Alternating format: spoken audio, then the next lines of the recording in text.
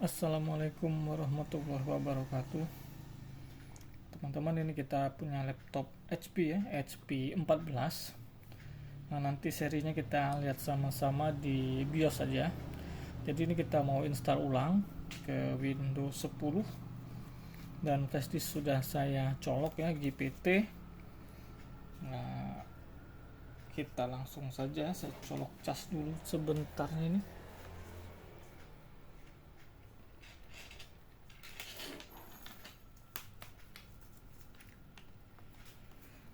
Oke, sudah. Sekarang kita on, kemudian tekan F10 untuk masuk ke BIOS.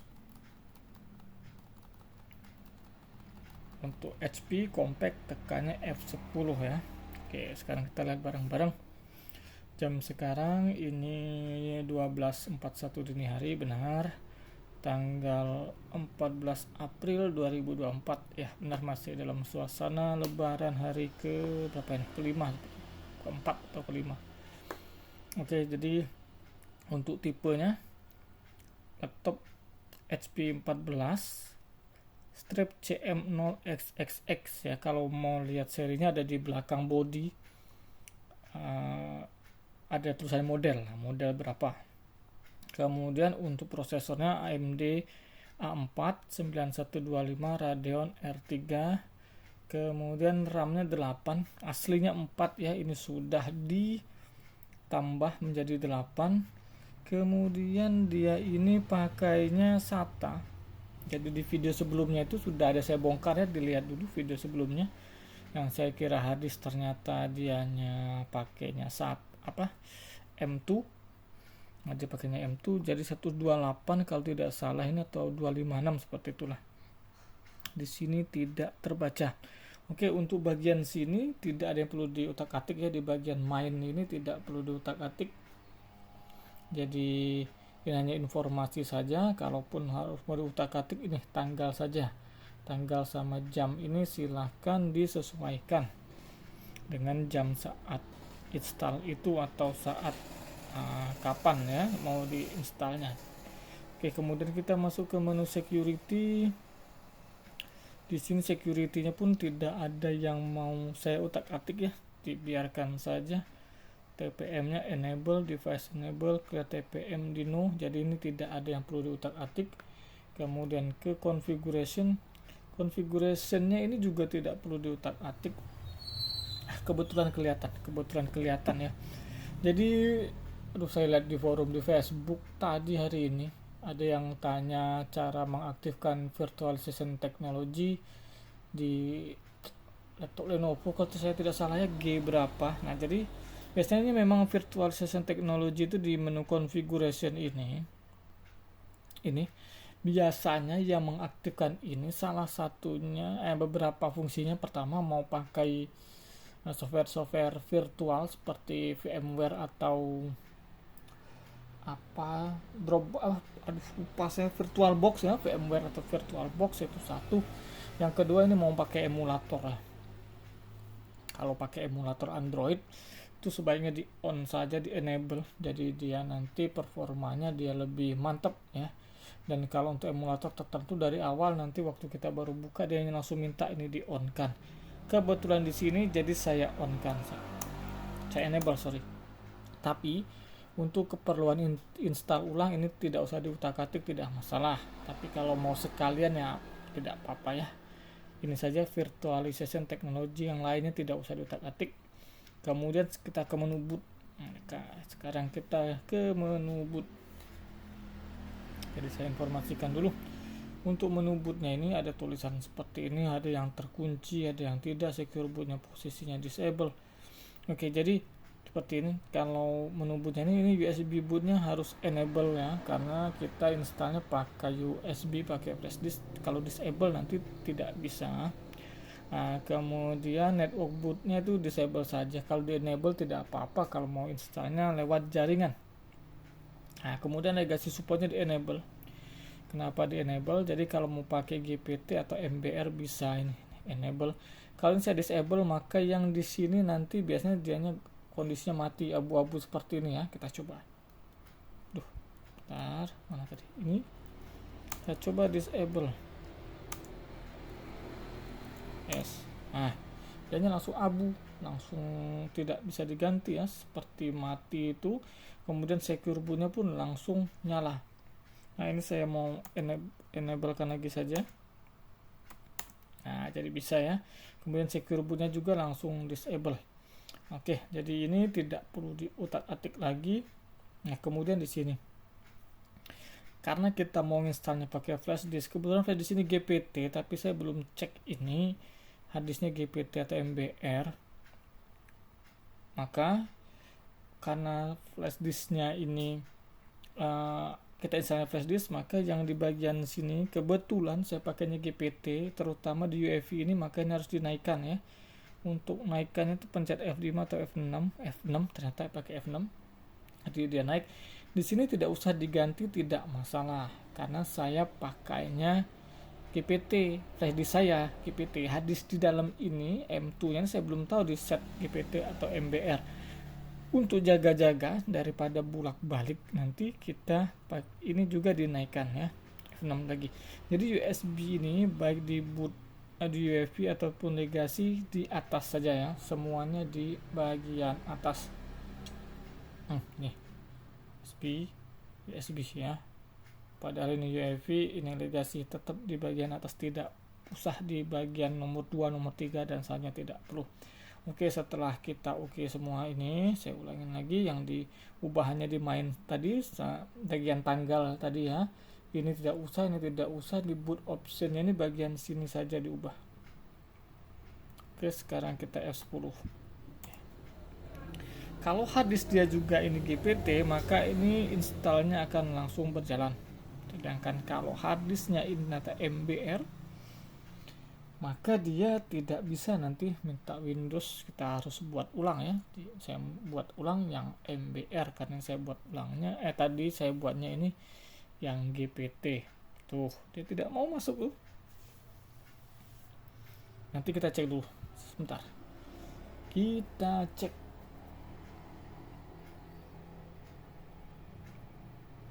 Kita cek ini GPT atau MBR ya. Soalnya ada juga yang belum tahu cara ceknya harddisk itu GPT atau MBR, terus ngebuat Rufus tidak sesuai dengan harddisknya, makanya kejadian seperti ini. Dia tidak mau diinstal. Oke, sekarang kita cek dulu, masih loading. Oke, saya coba ya, buka command prompt cmd. Ini command promptnya, run administrator boleh, tidak run administrator juga boleh. Masih loading seperti ini, mod. Oke, ketik disk-path. Sebentar ya, disk tuh loadingan lama ini.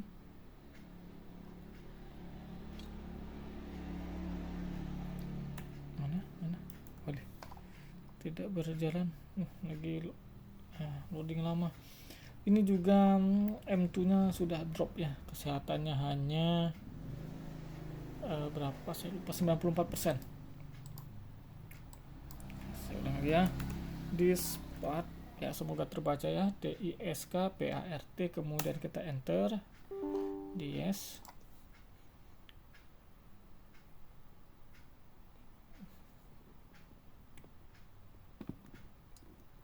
Saya kecilkan lagi, malah seperti itu deh jadi. Oke, kebaca tidak itu.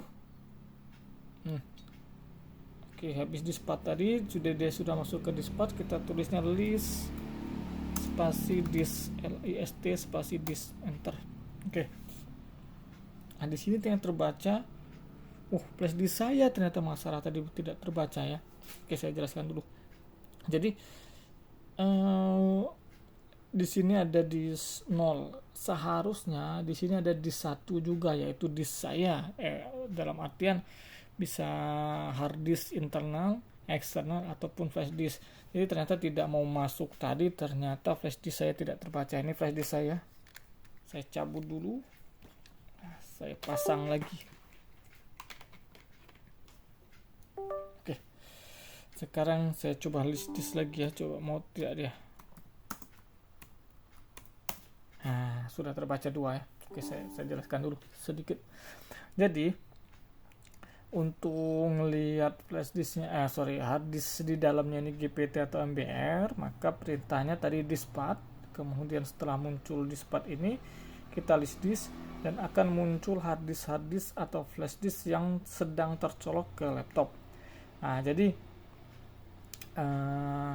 untuk flash disk ini disk 0 ini adalah disk utama, disk yang ada sistem biasanya ditulis disk 0. Jadi misalnya di dalam laptop ini ada NVMe, kemudian ada hard disk misalnya, nanti disk 0 itu biasanya hard disk utamanya. Kemudian disk 1 itu adalah hard disk selanjutnya atau yang lain, dan kebetulan saya pakainya flash disk, jadi ini di satunya ini adalah flash disk, tapi di sini tidak kelihatan flash disk ya, hanya kelihatan disk saja. Dan di dalam sini dalam laptop ini hanya ada satu, ini pun tidak terlihat SATA NVMe atau disk biasa atau tidak, tapi ini 128 GB dan sudah saya bongkar, ternyata pakai M2 nih. Oke. Jadi untuk ngecek ini GPT atau MBR, maka tinggal lihat bintangin saja ya. Bintang tuh ada bintangnya.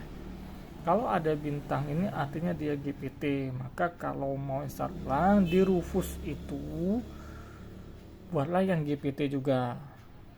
Jadi kalau di Rufusnya dibuat MBR, dia tidak bisa, dia harus dibuat GPT juga. Nah, sedangkan flash disk saya di satunya ini, di satu ini totalnya 28 GB ya. Ini 32 GB tapi terbaca 28 GB. Nah, ini juga GPT. Nah, maka dia seharusnya ini cocok, ini harusnya bisa digunakan untuk install ulang. Tapi tidak tahu kenapa tadi flash disk saya tidak terbaca, entah dari USB entah apa, belum tahu. Sekarang kita mau coba. Oke, jadi ini sudah ya.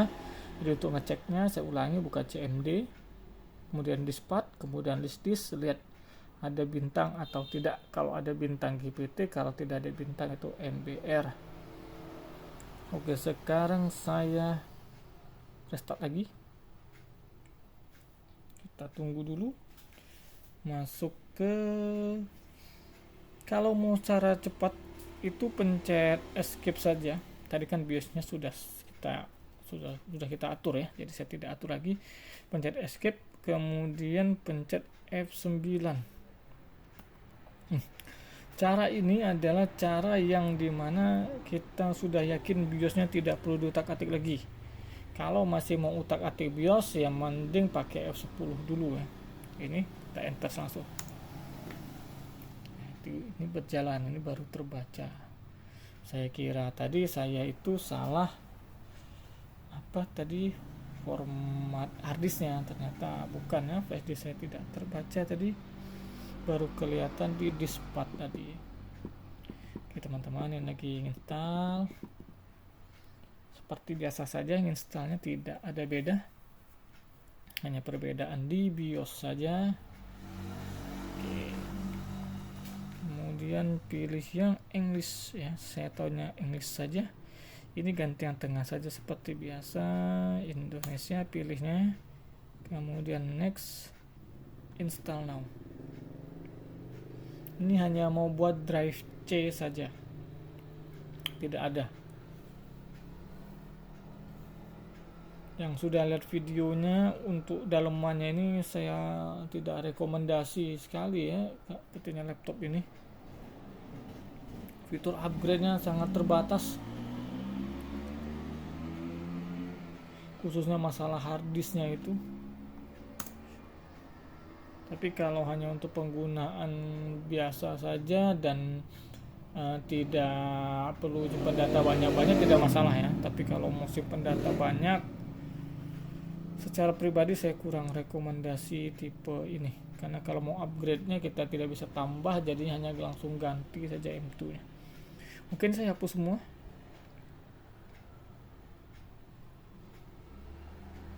Saya hapus semua.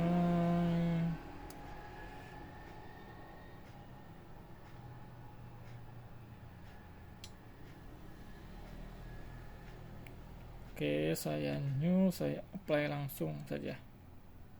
Oke. Kemudian next. Oke, teman-teman. Kita cek ya nanti kira-kira butuh berapa lama sampai masuk ke desktop. Ini sudah 15 menit dari awal tadi. Anggap saja menit ke-15 ini kita mulai install ya. Dengan kesehatan M2 nya itu sudah drop ke 94%. Oke, ditunggu saja ya, kita install ulang.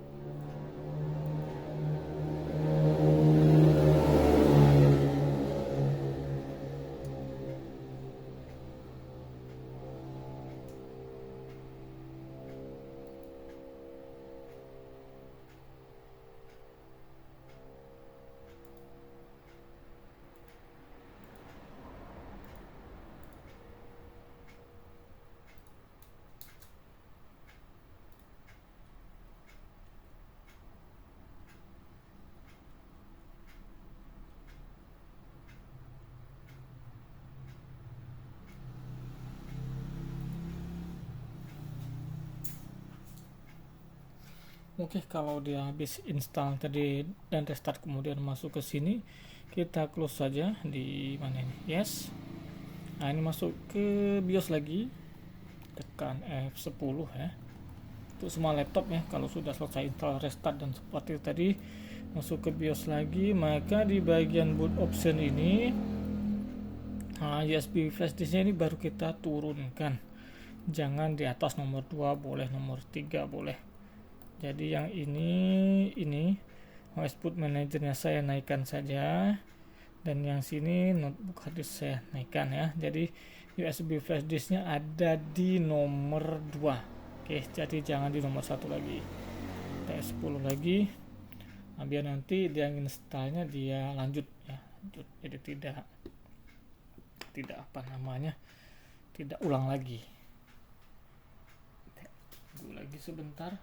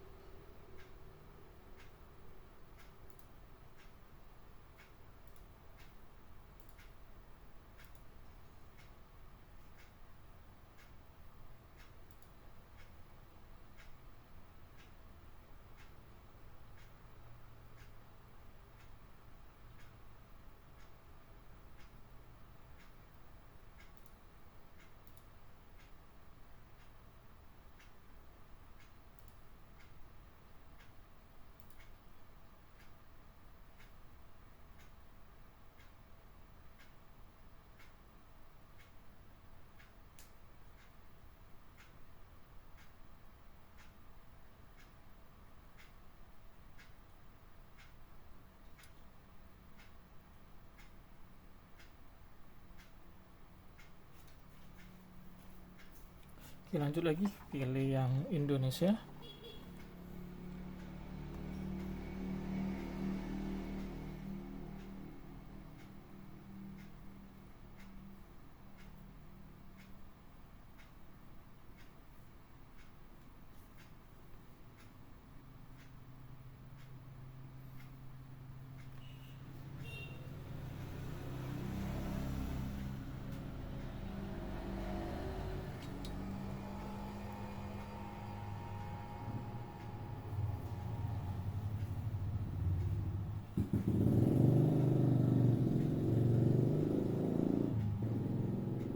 Mungkin US saja, kita yes, skip.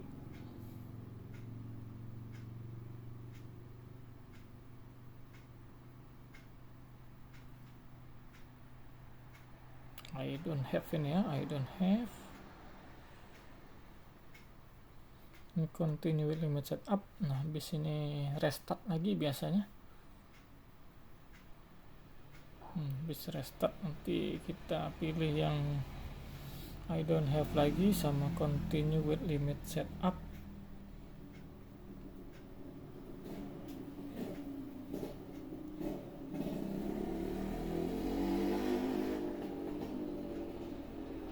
Tunggu sebentar.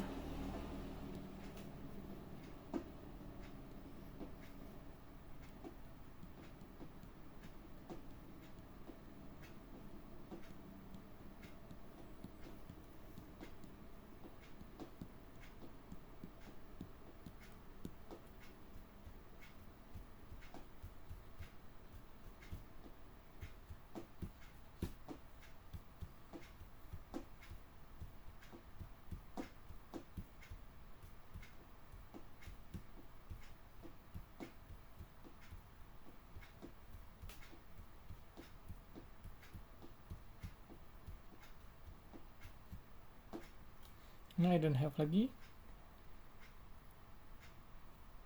Ini continue with limit setup. Nanti kita kasih nama ya, nama sesuai selera. Ini saya sesuai nama laptopnya, kebetulan merek HP, jadi saya kasih nama HP itu. Tapi kalau mau dikasih nama pribadi atau nama-nama lain sesuai selera silahkan. Oke, kita tunggu saja ini nanti masuk ke desktop sebentar lagi.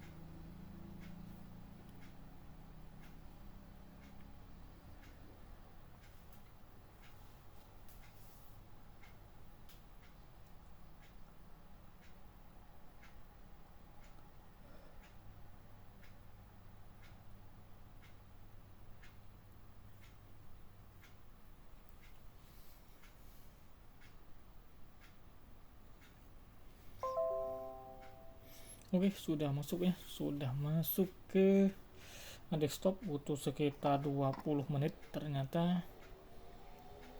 Oke, jadi ini untuk install ulang sudah selesai untuk laptop HP ya, HP 14 sekian sekian sekian. Nanti saya kasih di judulnya HP seri berapa, nanti biar tidak salah. Dan kalau mau lihat dalamannya jangan lupa lihat video yang sebelumnya, karena sudah saya perlihatkan dalaman laptop ini seperti apa. Jadi kalau mau membeli laptop tipe ini ya bisa dipikirkan terlebih dahulu ya, kira-kira gimana gitu ya untuk upgrade-nya seperti apa ya, nanti punya pendapat masing-masing setelah lihat sendiri dalamannya. Oke teman-teman, ini saja untuk cari ulangan, semoga bermanfaat. Wassalamualaikum warahmatullahi wabarakatuh.